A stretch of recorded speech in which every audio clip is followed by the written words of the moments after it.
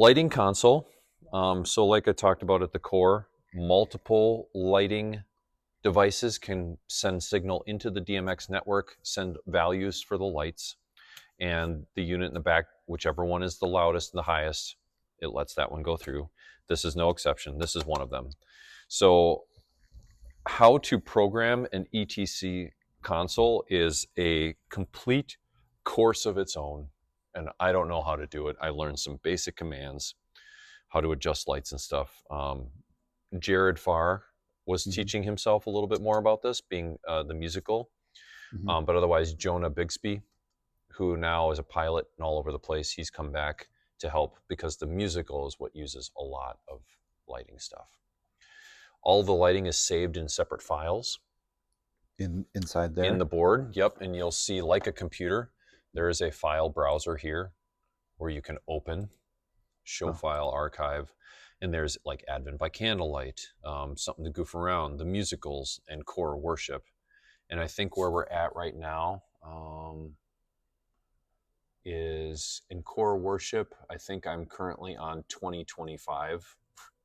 I just kind of created a new one for this year. And I've just been overriding that if there have been changes. There are very little changes ever that need to be made, but sometimes there are, and I'll just save that in here. But like the Q&A Sunday, we used a special light for the host of Q&A Sunday, so I made a special fader for that, but I didn't want that to be here on a regular Sunday, so I made it a separate file. So it should default to the last file, which is right here, 2025 core lighting. So that's what opens up by default. Unless someone does something, opens a different one, it'll just open whichever one it was last open to. So there's a lot up here that I don't know because you just have to learn the lighting console. We put everything that people really need to know into the faders, into the controls. And this is what I was in there basically controlling. And so we put basically what people need to be able to control on a Sunday. So I'll just go through what's up here on these things. So we made these sub faders have top 1, 2, 3, 4, 5. So if I turn those on, you'll see those top lights go on. You know, so we gave a fader for those if we wanted something special that's controlled. That's not necessarily used on a Sunday. That might be for a special event if we just want a little, mom's is doing a presentation, they just want a little accent lighting or something like that. So we just put those on those faders just for access. And then we have keys, face, and drums. So those are the singers and the drums and keys. On a Sunday, we usually just do drums and keys, and we put a little tape on here just so that's about how bright we want them. And we put all of the vocalists into the band fader right here, into one fader. Okay. So that's kind of how we mix that. So, but you have individual control here if for some reason you want it. On the left here is sermon. That has been tested and verified by Time of Grace for their lighting needs. So bringing that up to 100% is all the individual lights were tweaked to get the right brightness that they need. So we put that in and save that in that fader, in that sub fader. And then the band is just the lighting for the face of the vocalists. And that you set. And that I set, yep. Those are when you were talking about the other day, each singer has one light on. It's basically 3 straight on lights. It just looked the best on like the live stream and stuff like that. So we also then have the house lights on a fader. We have the sconces on a fader.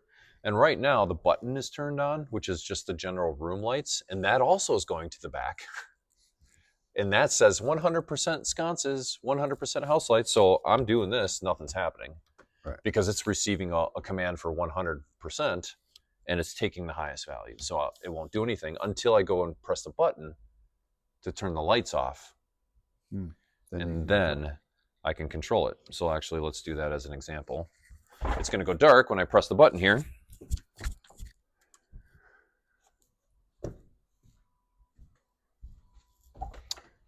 except for the back. Oh, I bet you it might be tied in. Is that because I pushed the button over there? No, it should be all together. Let me press the button again. It could be because we turned on the...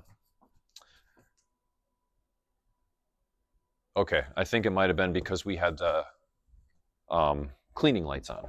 Ah. So it might have required a second button press to turn those off. So now, if I run house and sconces, now, since that value at the button was set to 0, now this is in control here. Got it. So we have house lights all in one fader, but then they asked if we could do booth on a fader and room on a fader, because during a service, they wanted to kind of turn the lights down and not be so bright back here and the tech people not be so visible. So they wanted to be able to kind of bring that down so they can see better and they're not as visible back here. So we have them both on one fader for house and then also 2 separate faders. So that's why we did that. Okay. A cross light. Got that set over there. That's a fader. I did make one called 4 Sing. There were a couple instances where we had 4 singers and they couldn't fit in the light. So I just made one, called it 4 Sing, and saved it so that we had a little bit more light across the stage. Not used that often. When we started live stream hosting, I created a fader for the hosts. Oh, nice. And set a light there for the hosts. So the lighting volunteer knows when to turn that on and off and things like that. And then we also set a cleaning light. So during Pastor Mike's sermon, Time of Grace asked to fill in a little bit more light in the room. And so we have a little piece of tape there to like the right level that looked nice.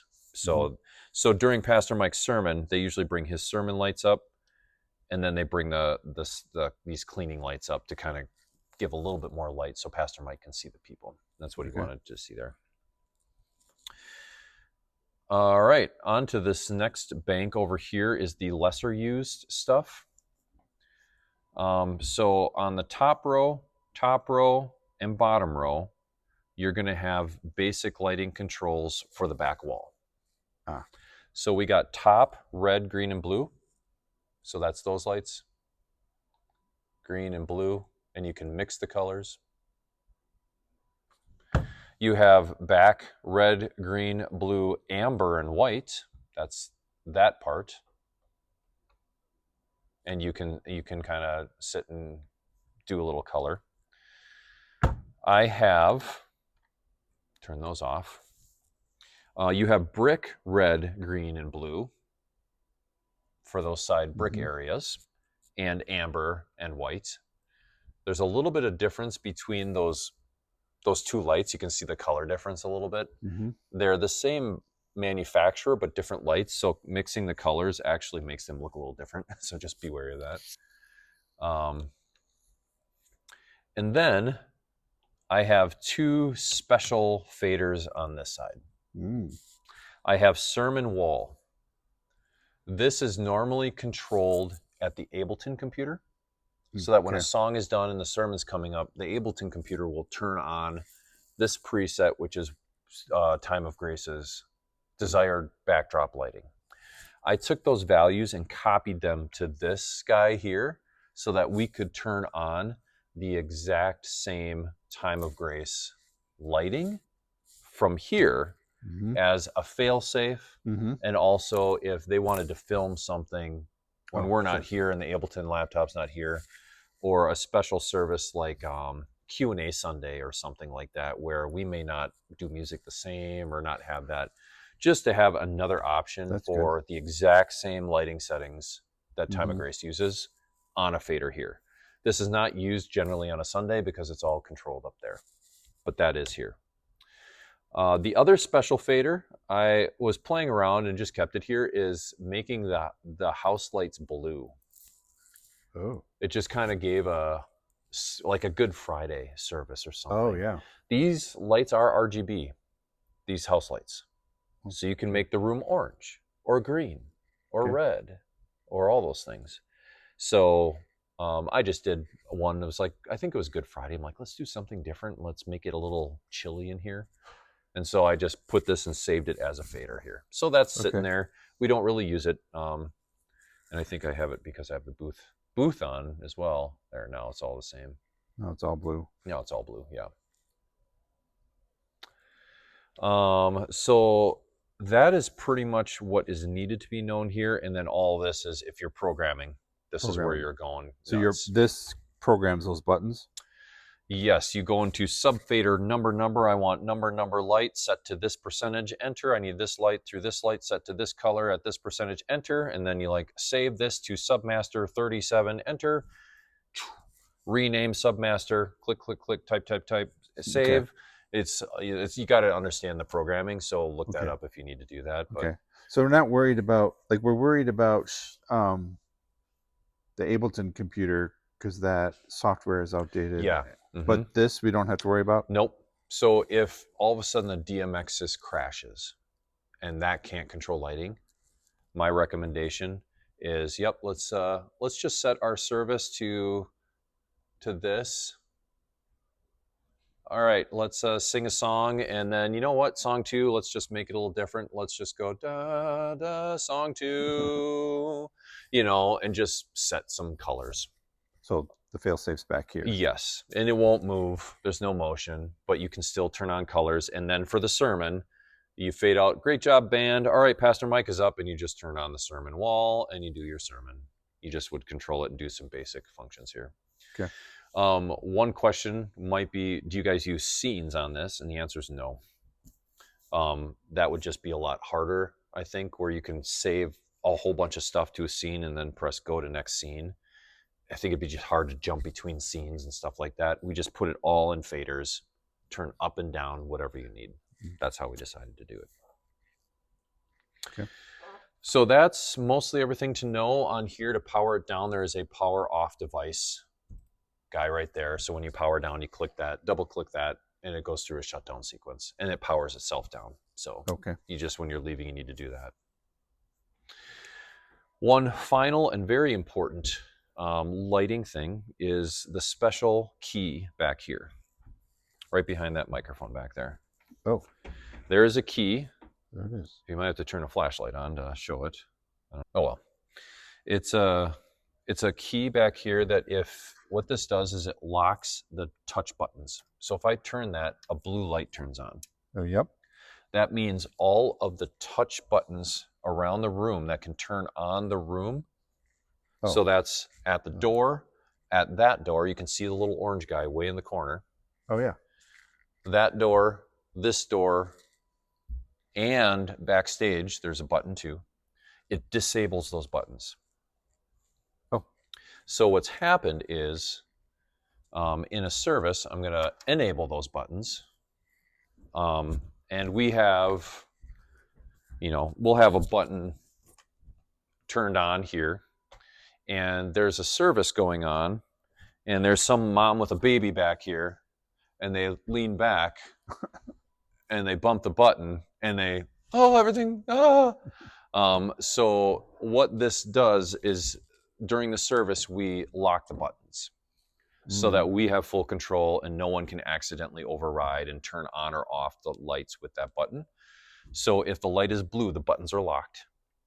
Yeah. So at the end of the service, because we usually lock the buttons so that we can do our controls here, at the end of the service, when we're ready to shut down on a Sunday, we need to, it's locked. We need to come over here, unlock the buttons, go turn those lights on so that then we can shut this down. Because if I don't, right now, we're all dark, and I can't see anything. So you got to come over here, turn the house lights on so it's controlled right there. And then I can come here, turn this off, and I can still see and not trip and kill myself. So this is back here, important thing for Sunday, just to make sure nothing crazy happens. And that is, I think, all that we need to know on the lights.